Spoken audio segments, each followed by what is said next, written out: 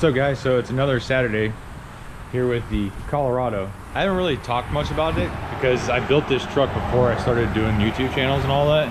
But today we're changing the turbo because we wanted more power. Even though we only ran 11.8 with it, there's probably a lot more left in it because I also got the two-step working a lot better to build boost. So right here, it's basically a 5.3 that we stuck into a 07 Colorado. Don't look at this wiring mess. We're gonna cover that up. And then we had put a BorgWarner S362 on it, which it... Okay, so we got the S362 out. It's not that bad of a turbo. Exhaust housing is kind of big, but you can compare it to the 76 mil turbo. You can see the difference just by this alone. And the exhaust housing is 81 AR ratio with a 65 mil turbine wheel, and it's actually going to spool up still probably the same as this S362. So I can't wait to actually put it on. Little modifications will needed because this was a 2.5 outlet, and then this is a 3-inch, which we got an adapter for that. And I got to modify the downpipe because it was a 3.5 bevel edge on the BorgWarner, and this is just a 3-inch V-band. One of the other cool things about this truck is we had lowering springs on it and it just bounced way too much, so we sent it over to BC and they actually made us some custom coilovers for this setup, and turned out really nice. It actually extends really good and has less compression when we're drag racing, so it has a lot of lift.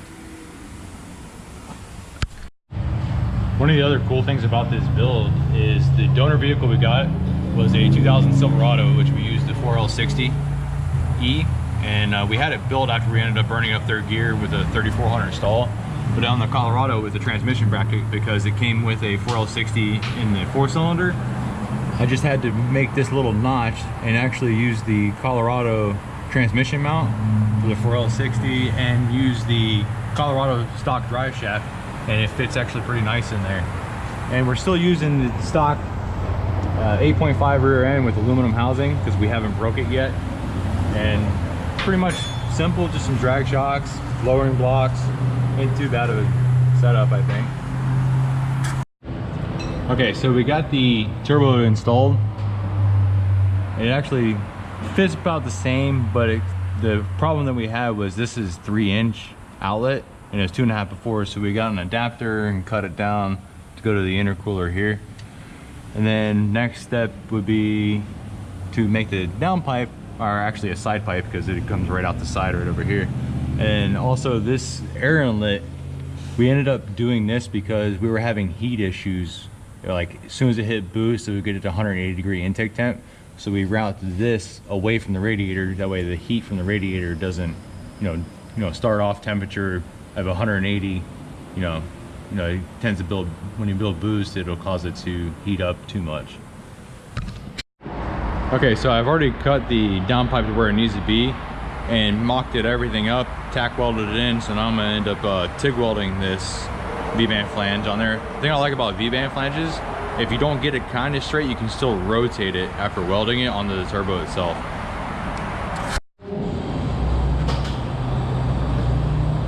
Don't look at it. Okay.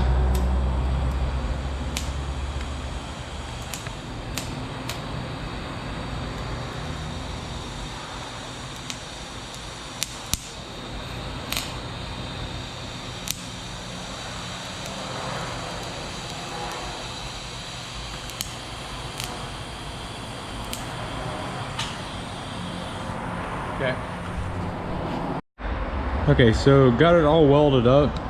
It's not too bad of a weld. I mean, I'm still learning how to use the TIG welder. I wish I had an aluminum welder that could start doing that as well, but I think it looks pretty decent. It should work. All right, so got it all welded up, installed. I think it looks pretty decent. I mean, not bad. Like the side exit exhaust right there. Got a little bit off to this side, but it don't matter. All right, so we got it all back together with the new turbo. We're gonna fire it up for the first time. Go ahead and start it up.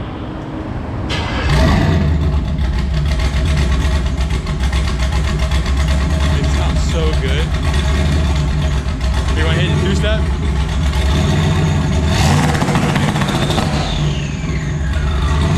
many pounds was that? Man, let's see.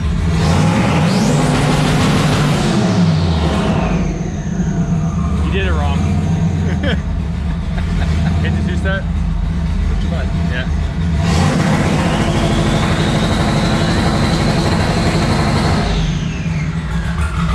Well, it didn't build any boost, so I'll probably have to end up retarding and timing some more, but it might also be because it's cold. So now we're gonna go take it for a test drive. All right, let's see how much boost it gets.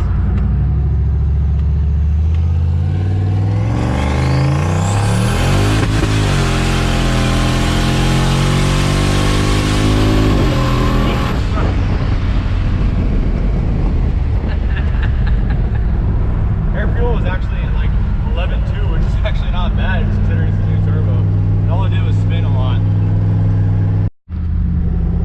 You start recording now? Yeah, just in case. I can edit it. Alright, so we're going right in the infamous bridge and we'll change it to SP2 to see if we can turn the boost up more. Just make sure your A4 is good, don't misfire, nothing. A couple cars,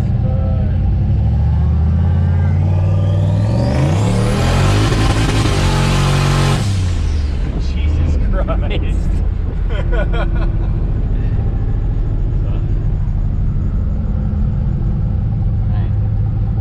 I'm recording, so. Okay.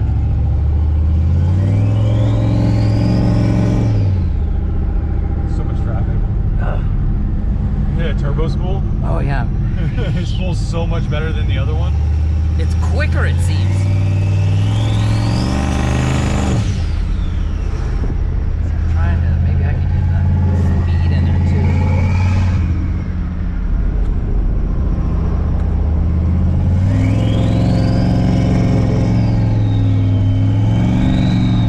There's just too much traffic.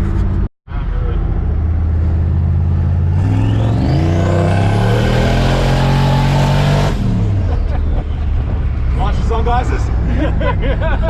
Lost my goddamn hat. So fast. Oh, look at it!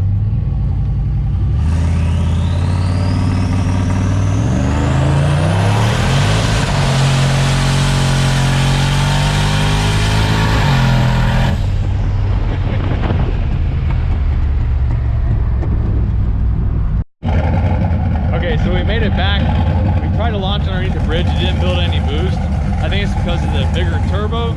So we're gonna try to retard the timing at a later time when I go to tune it on the dyno, but it's definitely making a lot more power on 15 pounds. A little rich on 15 pounds. It's about 10.8 on AFR. So other than that, it's a fun ass truck. I love it.